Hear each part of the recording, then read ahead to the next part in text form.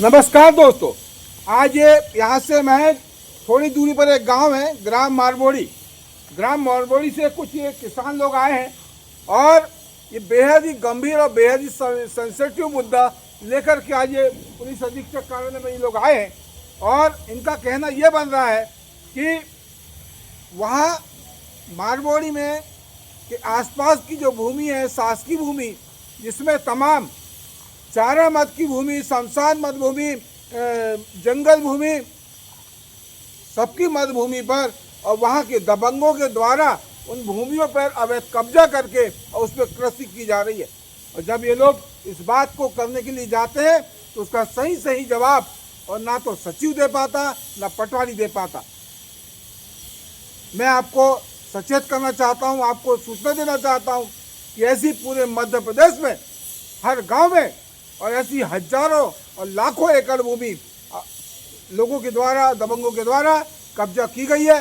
लेकिन शासन प्रशासन के पैर जो है, हाथ जो है, ऐसी शासकीय भूमि जिनके कब्जे में है, दबंगों के कब्जे में है, इनको छुड़ाने पे क्यों इनके हाथ पैर फूलते हैं।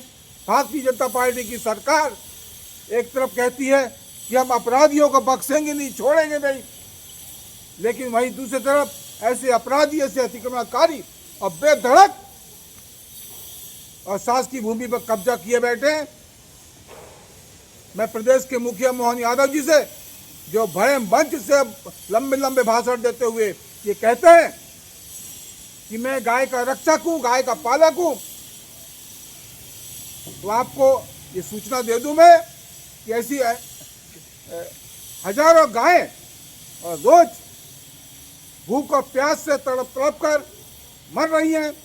और सिर्फ उसका कारण, उसकी वजह आपके प्रदेश में जिन लोगों ने अवैध रूप से शासकीय भूमि में कब्जा किया है, चारा मत की भूमि पर कब्जा किया है, उन जानवरों के लिए, उन पशुओं के लिए, उन बेजुबानों के लिए उनका पेट भरने की जगह नहीं बची। इस कारण हमारे देश का जो किसान है, जिसको हम जीवनदायिनी रेखा बोलते हैं, जो पालक कहलाता है पूरे देश का, जो कृषि करता है और कृषि करके लोगों का पेट भरता है, वही आज मजबूर हो गया है न्याय पाने के लिए कि वो अपने पशुओं को, अपने जानवरों को कहाँ लेके जाए चराने के लिए। तो मैं निवेदन करूंगा, आग्रह करूंगा और पूरे किसानों की तरफ से आपको ये कहना चाहता हूं कि आप खाली मुख से बोलिए मत, खाली मंच से बोलिए मत। ऐसे दबंगों के खिलाफ, ऐसे अतिक्रमणकारियों के खिलाफ, ऐसे अपराधियों के खिलाफ और आप खुलकर आइए और कार्रवाई कीजिए, तब जाकर ये किसान खुश होंगे।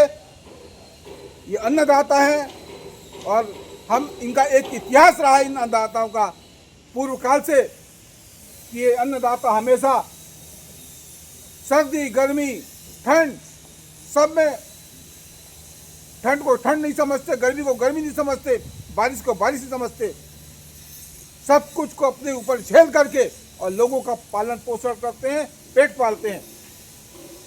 और इनका सहारा पूर्व में जो है गाय और बैल हुआ करते थे और उसकी सिर्फ और सिर्फ वजह आज हमारे देश का जो किसान है वो क्यों मजबूर हुआ गाय बैलों को बेचने के लिए कसाईयों को। उसकी मुख्य वजह थी दबंगों के द्वारा, अपराधियों के द्वारा, अतिक्रमणकारियों के द्वारा जो कब्जा किया जा रहा है हर गांव में। उसकी वजह से ये मजबूर हो गए कि आखिर हम अपने जानवरों को कहाँ चराने को लेके जाएं। तो मैं जिस तरह की सरकार अभियान चला रही है, लाखों करोड़ों रुपए का जो अनुदान दिया जा रहा है गौ पालने के लिए, तो कम से कम उसके पहले उसकी व्यवस्था कर दे कि वो जो लोगों के द्वारा जो कब्जा किया गया है वो भूमि पर, वो भूमि जो है इनको वापस कराई जाए, शासन वापस ले, ऐसे अपराधियों के खिलाफ कठोर कार्रवाई की जाए, तब जाकर के भारत फिर से एक बार कृषि प्रधान देश बनेगा। धन्यवाद। नाम जानना चाहूँगा मैं।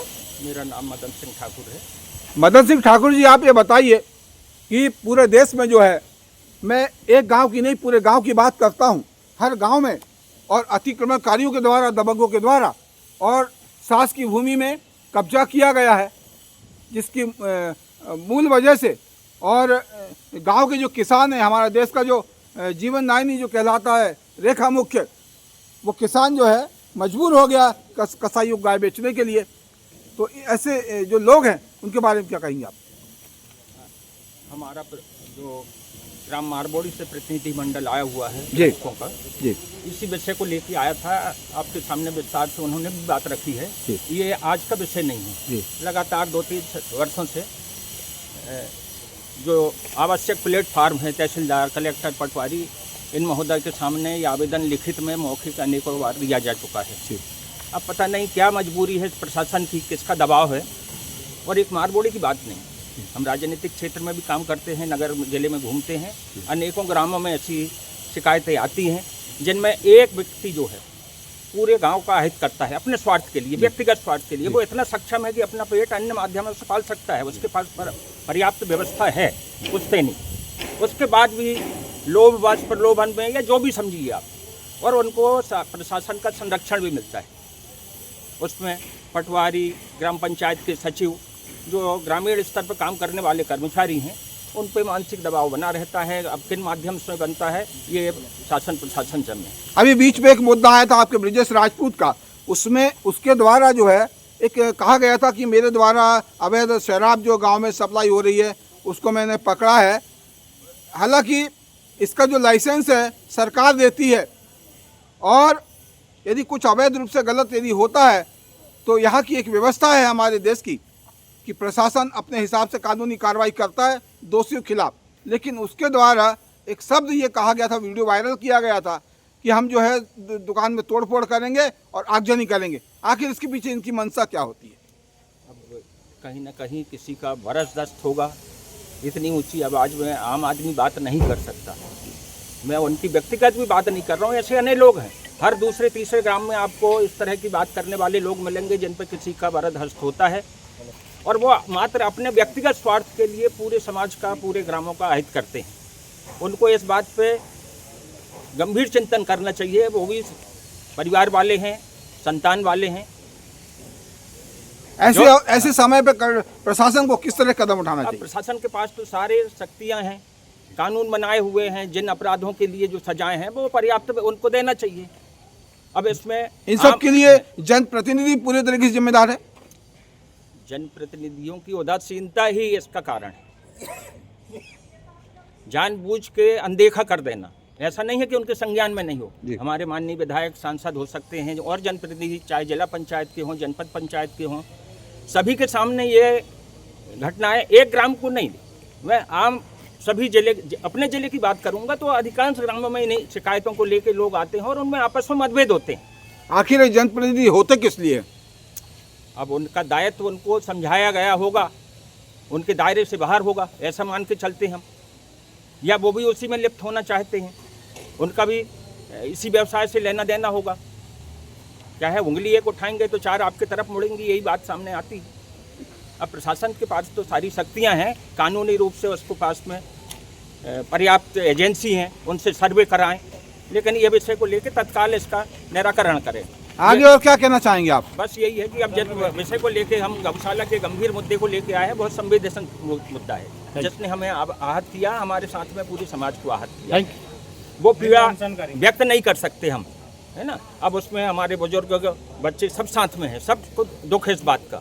ऐसा नहीं है कि ये बुजुर्गों को भर को हो या युवकों को हो, सारे आम आदमियों को, महिला पुरुषों को, क्योंकि जो पीड़ा हमने देखा वीडियो के माध्यम से जो वायरल हुई है वो इतनी दुखद है, और इसमें पर्याप्त सुविधा दी गई है। जहाँ जहाँ गौशाला का निर्माण हुआ है, शासन द्वारा उनको अनुदान का मद मिलता है। अब किन एजेंसी के माध्यम से उसका निदान किया जा रहा है, उसमें मैंने देखा कि वहाँ मुर्गी पालन केंद्र बना हुआ है गौशाला के अंदर।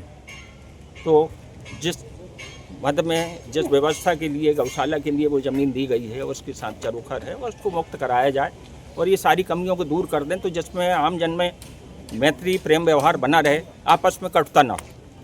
इसको किसी के व्यक्तिगत के लिए नहीं बोल रहा हूँ। Thank you.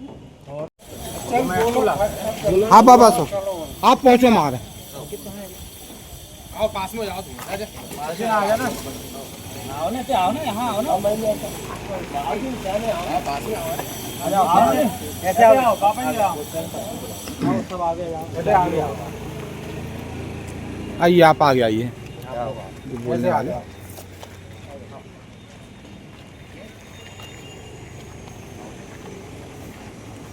बोलो एक मिनट, क्या शुभ नाम है आपका? विकास सिंह ठाकुर है, ग्राम मारबोड़ी निवासी हूँ। बताइए। ग्राम मारबोड़ी में गौशाला, शासकीय गौशाला है, उसमें लगातार पिछले कुछ महीनों से गाय ख़त्म हो रही हैं और हमारे अंदाज से अभी तक लगभग 100 गाय के आसपास वहाँ मर चुकी हैं। अच्छा। उसका मुख्य कारण जो है कि गांव में जितनी भी चारागाह की भूमि थी, लोगों ने अवैध कब्जा करके रखे हैं बहुत सालों से और खेती किसानी कर रहे हैं उसमें। हमारे ग्रामीणों के द्वारा लगातार शिकायत की जा रही है कि ज़मीनों को छोड़ा जाए, कम से कम गौ माता के लिए चारागाह की व्यवस्था की जाए, लेकिन सब लोग दबंगाई के कारण और सब राजनीतिक पहुंच की वजह से कोई वो ज़मीनों को छोड़ने को राज़ी नहीं है। और गांव की भी हर किसान के पास गाय हैं, लेकिन चारागाह की कोई व्यवस्था नहीं है। तो हमारी शासन प्रशासन से विनम्र विनती है कि चारागाह की ज़मीनों को खाली करा के कम से कम पशुओं के लिए चारागाह की व्यवस्था उपलब्ध कराई जाए। ऐसी कितनी भूमि जो है आपके यहाँ की और लोगों ने उस पर अतिक्रमण किया हुआ है? लगभग 350-400 एकड़ ज़मीन है, जिसमें विभिन्न प्रकार के लोगों ने कब्जा करके रखा है। एक किसान नहीं है, बहुत सारे किसानों ने 30-40 किसानों ने कब्जा करके रखे हैं। अच्छा। उसका उपयोग खेती के लिए होता है? खेती के लिए कर रहे हैं। तो आप लोगों ने इस बारे में कभी शासन प्रशासन को शिकायत की कुछ पाने के लिए? इस बारे में अभी मतलब कहने का ये है कि एक हफ्ते से हम पंचायत में सचिव साहब से, सरपंच साहब से, कलेक्टर महोदय को हम निवेदन कर रहे हैं कि आप हमको प्रस्ताव पास करके दें, तहसीलदार साहब को पहुंचाएं कि जो अवैध अतिक्रमण चारागाह के आसपास हुआ है उसको छोड़ा जाए। हमको एक हफ्ते से सचिव साहब इतना परेशान कर रहे हैं कि मैं आपसे बता नहीं सकता। किस तरह से? मतलब हम नियम कानून वो बता रहे हैं कि जैसे आपके गांव में 900 वोटर हैं तो हमको 90 दस्तखत चाहिए जब पास करेंगे, और हमारी पंचायत में आज तक ऐसा नहीं हुआ है। 10 लोगों में प्रस्ताव पास हो जाते हैं, क्या होता है कब होता है वो पंचायत जाने। इसमें वो हमको एक हफ्ते से सचिव साहब गोलमोल जवाब सिंह जी ने भी प्रस्ताव दी। आज से 5-7 साल पहले हमारे दादाजी नर्मदा सिंह जी ने 23 में प्रस्ताव पास करवाए थे, तब वो हो गया था, लेकिन फिर यही चक्कर पंचायत में आके वो चीज़ें रुक जाती थी। तो कहीं ना कहीं वो जो दबंग लोग हैं, वो जो अतिक्रमणकारी हैं जी, कहीं उनका वर्चस्व, उनका दबाव, उनका प्रेशर तो नहीं इसके ऊपर? अब सचिव के तो ऊपर अपन यही बोल सकते हैं। और सचिव तो जो है शासन का आदमी है, उसको पटवारी और नहीं कर रहा है ना, पटवारी भी नहीं सुनता उसमें। हमारे यहाँ तो पटवारी एक मैडम है, तो उनसे ज़्यादा क्वेश्चन करो तो वही लेडीज है वाला काम, कि मेरे से ज़्यादा क्वेश्चन करना नहीं, ये नहीं तो आप लेडीज हैं, जेंट्स एक अलग बात है जी, लेकिन आप एक प्रशासनिक पद पे बैठे हैं आप जी, आपको जवाब देना पड़ेगा जी, है ना जी। तब ऐसे उस मौके पर क्या जवाब होता है? हमारी तो कलेक्टर साहब से यही मांग है कि आप अवैध अतिक्रमण जो भी है चारागाह के आसपास, उसको पूरा समाप्त करा जाए। उसमें आप 10 दिन ले लो, 15 दिन ले लो, हफ्ते भर ले लो, नहीं तो हम सारे लोग गौशाला के आसपास टेंट लगा के और अनशन में बैठ जाएंगे। फिर शासन प्रशासन को वहीं आके उसका निर्णय करना पड़ेगा। हाँ अबाव जी, क्या शुभ नाम है आपका? मैंने दिया था सर 23 में जी। हाँ, तो हम बताएं कि उसमें हम बताएं, वो कहते हैं कि हमने ज़मीन लीज पे लिए हैं, तो इतनी कितनी ज़मीन मिलती है हम बताएं लीज में, हम बताएं एक आदमी को जी, तो हम बताएं, और कहते हैं कि तुमको हमसे क्यों है रही है, अच्छा ऐसा बोलते हैं। हम बताएं वो दबंग लोग, ये दबंग जो है ये वो जो दबंग है उनके कुछ नाम आप लोग को मालूम है कुछ? और बताइए। ब्रजेश सिंह हाँ, मुखिया है। अच्छा। हाँ, और दिलीप वगैरह ने हम बताएं 30 से 40 एकड़ ज़मीन कब्जा करे बैठे सर। तो कभी आप लोगों ने पर्सनल उससे बात करने की कोशिश की कि हाँ भाई जो हमारे जो जानवर है, हमारे पालतू पशु हैं, गाय भैंस? नहीं, अभी हम बताएं परसों को बैठक थी तो हम बताएं वो एप्लीकेशन लिख रहा था, वो बजट कहने में हम बताएं क्या बोल रहा था। मैंने कहा खड़े होकर बोल भैया, हमको सुनाई पड़ेगा क्या लिखा है तूने जी। नहीं हुआ था वो हम बताएं, और बैठा बोले गांव का सर्वे होगा पहले, उसके बाद में मैं ज़मीन छोड़ूंगा। गाँव के घर टूटेंगे। मतलब आते हैं आप लोग? हम सब ज़मीन छुड़ाना चाहते हैं बस, क्योंकि चराने के लिए ज़मीन नहीं है। हम बताएं, नहीं तो मजबूर होकर हम अपनी गऊ थे, हम बताएं कसाईयों को बेचेंगे, जबकि सर एक इनकी ज़मीन नहीं छोड़े। हर साल हम बताएं भगाते जाते हैं उसको। और उनका कहना ये है कि पहले गांव के घरों को तोड़वाएंगे, उसके बाद अवैध कब्जा हटाएंगे। हम जो करेंगे वो जो उनकी जो धमकी है और कि हम जो करेंगे वही होगा। पहले गाँव को अतिक्रमण हटवाएंगे, उसके बाद अतिक्रमण हटेगा। जबकि खेत से कोई लेना देना नहीं है। गायों की व्यवस्था करवाने की चारा गाय की पहले व्यवस्था है। गऊ मर रही है, इसका 2-3 बार मूल्यांकन भी कर चुके। हर दिन 3, 4, 5 गाय निरंतर मर रही हैं।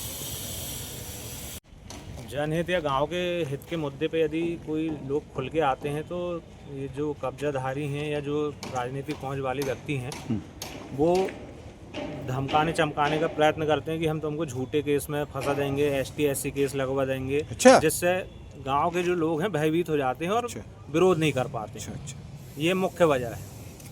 कहीं ना कहीं ये जो है कानून का जो है, हमारी जो सुरक्षा के लिए कानून जो बनाए गए हैं उसका दुरुपयोग ये लोग करना चाहते हैं। मैंने गौशाले का मुद्दा सबसे पहले उठाना शुरू करा क्योंकि वहाँ लगातार गाय मर रही थी। उसके बाद मेरे ऊपर खुद धमकी आने लगी कि तुम शांत हो जाओ, नहीं तुम्हारे ऊपर एक झूठा प्रकरण ST SC का बनवा के ठंडा करवा देंगे। अच्छा। तो इस तरह की दिक्कतें हैं और ना तो कोई कब्जा छोड़ने को तैयार है, ना शासन सुनने को तैयार है, ना प्रशासन सुनने को तैयार है। कोई सुनवाई नहीं हो रही लगातार, जबकि हमारे माध्यम से ग्रामीणों के माध्यम से शिकायतें हो रही हैं। रिकॉर्ड तोड़ बहुमतों से जो है हमारे देश की सरकार बनी है, मोदी जी की सरकार बनी है, तो वहीं हमारे प्रदेश में मुखिया मोहन यादव जी की सरकार है। तो ऐसे मौके पे ऐसी चीज़ों का जो दुरुपयोग हो रहा है कुछ चीज़ों का, तो उनसे आप क्या कहना चाहेंगे? अपना राजधर्म का पालन करें। हम तो बस सरकार से यही चाहेंगे कि आपको जनता ने जिन मुद्दों के लिए चुनी है, आप कम से कम जनता के मुद्दों को पूरा करें। और मोहन यादव जी तो खुद एक यादव समाज से आते हैं जो गौ सेवक समाज है, और हमारे गायों की स्थिति आज की डेट में इतनी दयनीय है। कभी आप समय निकाल के गौशाला का निरीक्षण करें, या मेरे पास जो वीडियो रखे हैं हमारी गौशाला के, वो वीडियो दिखाएंगे। यदि वो मोहन यादव जी तक वो वीडियो पहुँचे तो ज़रूर उनकी आंखों से भी आंसू आ जाएंगे। तो हम मोहन यादव जी से भी विनती करते हैं कि, और हमारे विधायक दिनेश राय मुनमुन जी से भी विनती करते हैं कि ज़रूर अवैध अतिक्रमण के मुद्दे पर संज्ञान लें और जल्द से जल्द कार्रवाई करें। Thank you.